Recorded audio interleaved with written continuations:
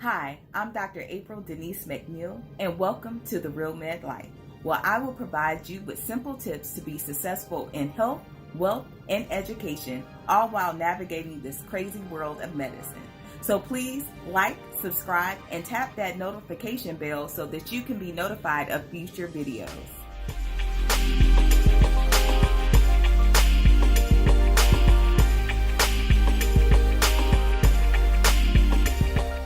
Have you ever heard one of your colleagues say, when I have attending money, I'll take care of that because I don't have time to be worrying about money right now? Well, if you don't want to be that doctor still living paycheck to paycheck after making a six-figure salary, keep watching this video.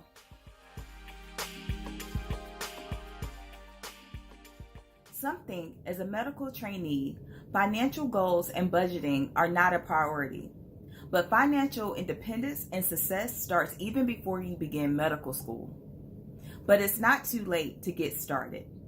In this video, I will discuss with you my 2019 financial goals as a pediatric resident, as well as give you a few tips of how you can get started on your financial journey. Let's get started on how you can start the process of gaining control of your finances as a medical trainee. Number 1, tally your debt and stop accruing any more unnecessary debt. Now, for some of us, this number is going to be huge and a bit overwhelming, but be encouraged. This is something we can deal with.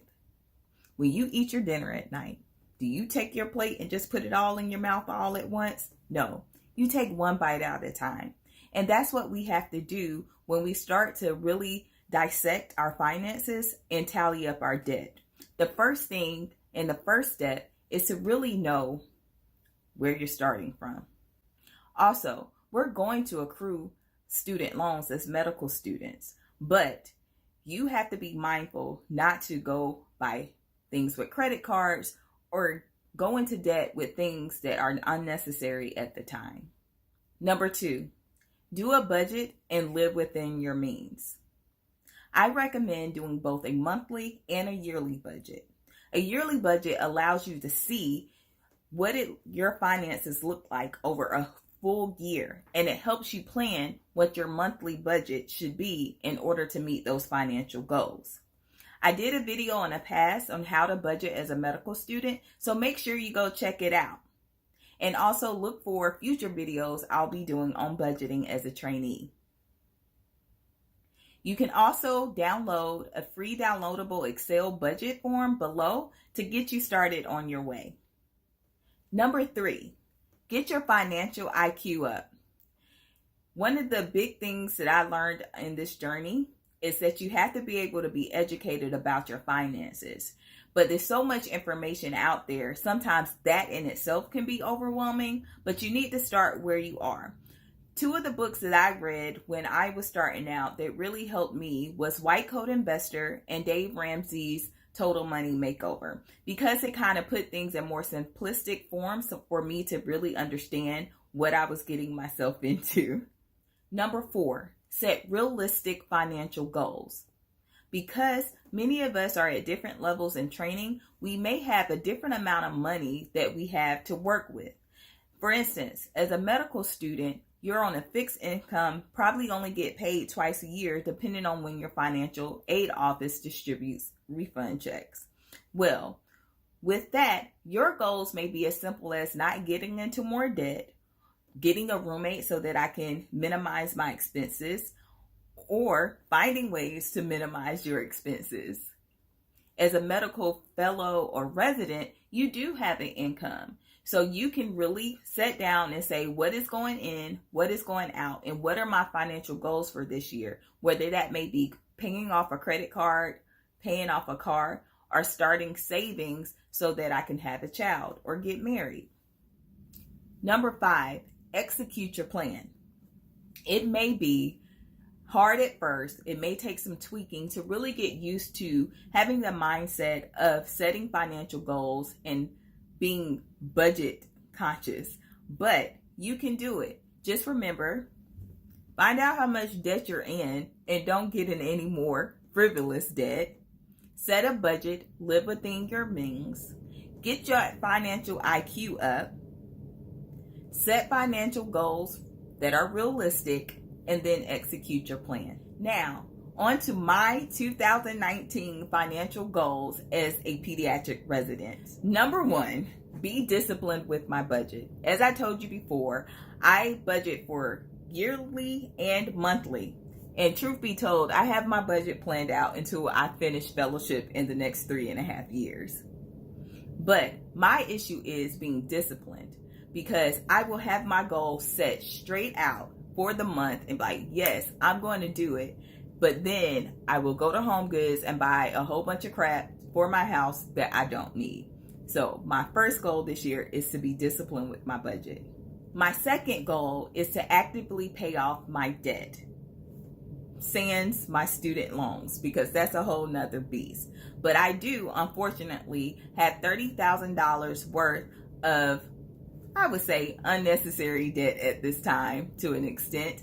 That includes taxes. Yes, y'all, I owe money on taxes, which is a whole nother story. And I actually am going to do a video on common budgeting mistakes for medical trainees, so look out for that soon.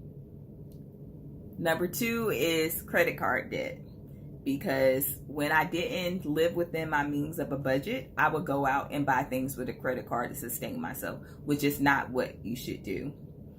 I have some private student loans that are not included in my medical school debt that I'm trying to pay off myself as a medical trainee. And then I have a car payment that I would like to finish paying off. If I am disciplined with my budget, I will be projected to pay off this $30,000 by March of 2020.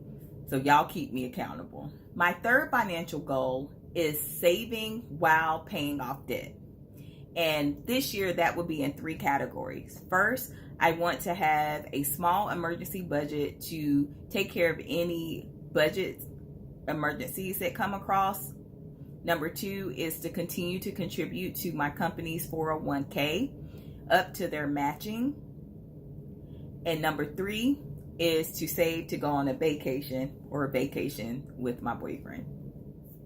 Number 4, setting up my student loan payoff game plan. I'm currently on an income-driven payment plan called Repayee, or however they say it, in which they use my income to determine what my monthly payments would be in order for me to qualify for the Public Service Loan Forgiveness Program, in which the federal government will pay off your student loan balance after working for 10 years with qualifying payments and working with a not-for-profit or qualifying organization.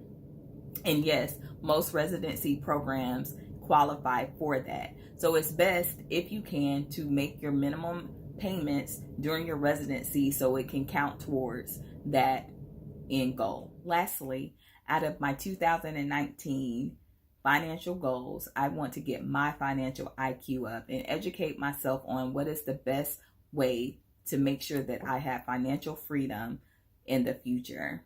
Well, guys, those are my 2019 financial goals as a pediatric resident. I hope that you enjoyed this video and was able to get something out of it for you to start your financial journey to success. Don't forget, you can also download a budget Excel with the link below to kind of start you on your budget making. Please like, subscribe, and share this video with others so that they can also start their way on their financial journey to success as a medical trainee. Thank you again for tuning in to The Real Med Life.